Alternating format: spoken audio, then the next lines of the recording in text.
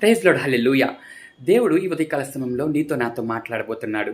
అదేంటంటే, ఒకవేళ నువ్వు చేసే ప్రార్థనకి నీకు జవాబు రావడం లేదని ఎదురు చూస్తున్నావేమో, కానీ దేవుడు నీతోనే మాట్లాడుతున్నాడు.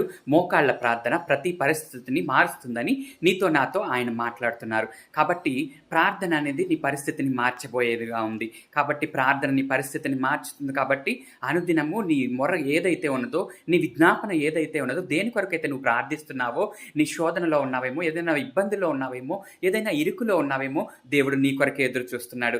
ప్రార్థన చేయి. ఎప్పుడైతే మోకాళ్ళు వేసి ప్రార్థన చేస్తావో ఖచ్చితంగా దేవుడు నీ ప్రార్థన అంగీకరిస్తాడు. నీకు జవాబిచ్చి నిన్ను స్వస్థపరిచి సమాధానం ఇచ్చి నడిపించగలిగిన దేవుడు మనకు కలిగి ఉన్నాడు.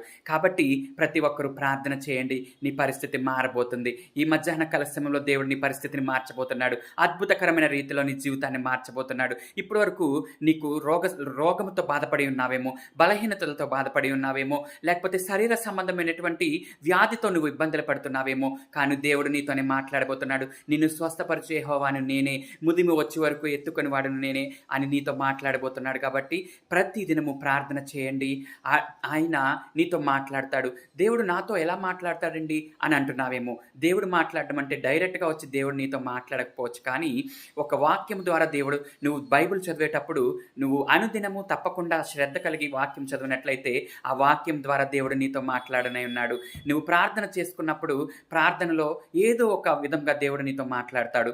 అలాగనే దైవజనులు వాక్యం చెప్తున్నప్పుడు దైవజనుల ద్వారా మాట్లాడతాడు. నువ్వు ప్రయాణం చేస్తున్నప్పుడు ఎదుట నువ్వు వెళుతున్న వాహనము ఎక్కడైనా సిగ్నల్ పాయింట్ దగ్గర కానీ, ఏదైనా ప్రదేశంలో కానీ, నువ్వు ఆగి ఉన్నప్పుడు కానీ, వెళ్ళే మార్గంలో కానీ, ఎదుట వాహనంలో నీ రాకపోకల యందు యెహోవా నీకు తోడుగా ఉండును, ఏ తెగులును నీ గుడారమును సమీపించదు, నీ కుడి పక్కను ఎడమ పక్కను నీ గుడారమును సమీపించదని వాగ్దానం సెలవిస్తున్నట్టుగా దేవుడు నీతోనే మాట్లాడుతున్నాడు. ఈ మధ్యాహ్న కాల సమయంలో ఖచ్చితంగా దేవుడు ఎలా మాట్లాడతాడు అనే దానికి నేను మీకు వివరణ ఇచ్చాను కదా.